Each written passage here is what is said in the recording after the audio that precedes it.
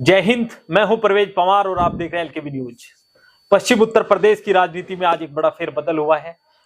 वैसे तो राजनेता चुनावी समय में दल बदलते हैं, लेकिन अगर भविष्य की राजनीति को लेकर कोई फैसला लेना हो तो समय कुछ भी हो, राजनेता अपना फैसला ले लेते हैं। पश्चिम उत्तर प्रदेश की राजनीति में बड़ा चेहरा माने जाने वाले पूर्व सांसद अमीर आलम खान साहब और उनके बेटे नवाजिश आलम खान साहब ने आज आजाद समाज पार्टी के राष्ट्रीय अध्यक्ष चंद्रशेखर आजाद के नेतृत्व में आजाद समाज पार्टी की सदस्यता ग्रहण की।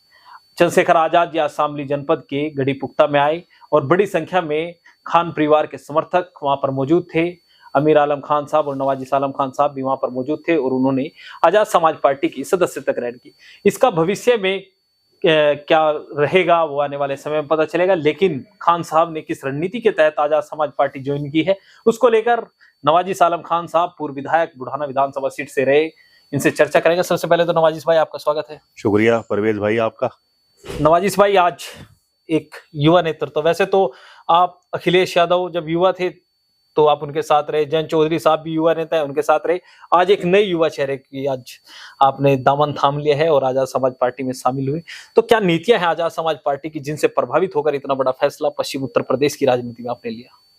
देखिए, आज हमारे बीच में हमारे कस्बा गढ़ीपुख्ता में जी आजाद समाज पार्टी के राष्ट्रीय अध्यक्ष जी श्री चंद्रशेखर आजाद जी तशरीफ लाए थे। जी उनकी नीतियों से प्रभावित होकर जी और उनके 36 बिरादरियों को जोड़ के चलने का और सभी के बारे में बात करने का, सभी के बारे में लड़ाई लड़ने का, जी और हिंदुस्तान में कहीं भी लड़ाई लड़ी जा रही हो और खासकर उत्तर प्रदेश में भी जहां भी कहीं लड़ाई लड़ी जा रही हो तो भीम आर्मी आजाद समाज पार्टी के राष्ट्रीय अध्यक्ष चंद्रशेखर आजाद जी वहां पहुंचते हैं और मजलूमों की, मासूमों की आवाज उठाते हैं और उनके दुख दर्द में शामिल होते हैं और उनको उनकी नीतियों से प्रभावित होकर मैंने आज आजाद समाज पार्टी का दामन थामा है।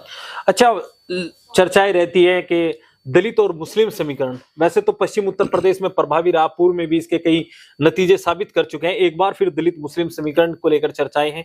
तो क्या पश्चिम उत्तर प्रदेश में 2027 का विधानसभा चुनाव, उससे पहले पंचायत चुनाव होने वाले हैं, तो क्या आपको लगता है कि चंद्रशेखर आजाद और नवाजिश आलम खान साहब जैसे युवा नेता मिलकर पश्चिम उत्तर प्रदेश में आजाद समाज पार्टी के लिए जमीन मजबूती से सींच पाएंगे? देखिए, आज हमने पार्टी ज्वाइन की है तो सहारनपुर कमिश्नरी के जो 3 जिले हैं, जी तीनों जिलों के लोग यहाँ पर उन्होंने प्रतिनिधित्व किया है। जी जी और अगर बिजनौर का मैं जिला कहूँ, बराबर में मेरठ कहूँ, आपका बागपत कहूँ, तो सभी जिलों के लोगों का आज हमारे प्रोग्राम में शामिल हुए। जी तो पहले तो मैं आपके चैनल के माध्यम से जो लोग यहाँ पर शामिल हुए हैं उनको अपने दिल की गहराइयों से मुबारकबाद पेश करता हूँ। जी और दूसरा, अभी आपने एक सवाल किया कि पार्टी को आगे मजबूत बनाने के लिए जिला पंचायत के चुनाव हो और आगे जो विधानसभा के चुनाव आएंगे उसमें हम दिन रात एक करेंगे, मेहनत करेंगे, जद्दोजहद करेंगे, लोगों को जोड़ने की कोशिश करेंगे। हमारी पार्टी नहीं है अभी, हमारे पार्टी के सिर्फ सांसद हैं नगीने से।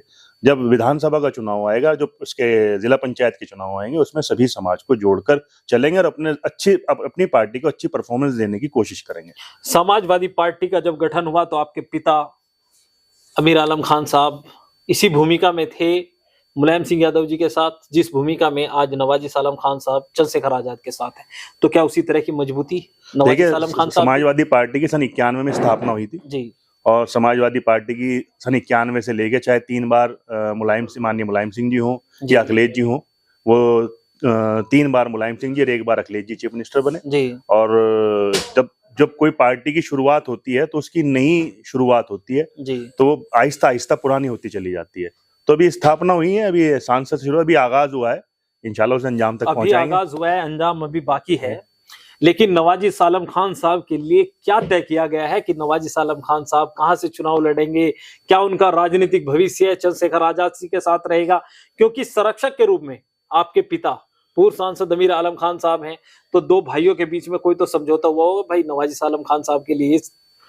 देखिए, मैं आपको बताऊं, ये जिला मुजफ्फरनगर और शामली जितनी भी विधानसभाएं हैं उसका हम मेरे पिता श्री अमीर आलम साहब, मेरे वालिद, वो मैं हुआ उसका प्रतिनिधित्व कर चुके। जी और मैं जिस इलाके से एमएलए बना था, जी जहां से मेरे राजनीतिक शुरुआत हुई थी, जिसमें मुझे अपना विधानसभा जाने का मौका मिला, बुढ़ाना उस विधानसभा क्षेत्र का नाम बुढ़ाना था। जी जी और उस इलाके के लोगों ने, जितने भी समाज उस इलाके में रहता है, सभी ने कम या ज्यादा मुझे सबका समर्थन मिला और सभी के समर्थन से उस इलाके से मुझे प्रतिनिधित्व करने का मौका मिला।